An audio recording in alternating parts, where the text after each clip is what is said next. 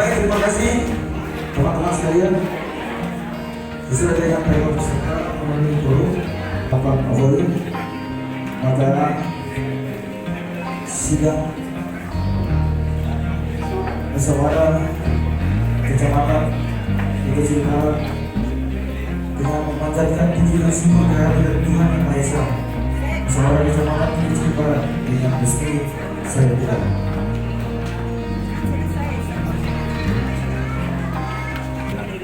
Jadi kami siap, saya siap untuk memenangkan pileg, memenangkan pilpres dan memenangkan kada. Pilpres ketua umum kami udah pasti, Airlangga Hartarto for President. Ramli Basuki sebagai ketua DPD 1 provinsi, kami akan usung beliau sesuai dengan kemarin hasil raker dan Lapimda di provinsi kemarin. Kami juga akan dukung beliau untuk maju jadi gubernur. Lalu di kabupaten kota saya sendiri sebagai ketua DPD Partai Golkar, yang puji Tuhan kalau saya hari ini saya mau memenangkan dulu Partai Golkar, konsolidasi saya akan saya tuntaskan di Kabupaten Maluku Tenggara untuk saya menangkan pilkada di Maluku Tenggara dengan selesai. Kehadiran saya ini bukan tidak lain dan tidak bukan untuk mengembalikan kejayaan Partai Golkar. Kami adalah partai itu rumah tertua bagi seluruh partai yang ada di sini, dan daerah ini sejatinya adalah kami.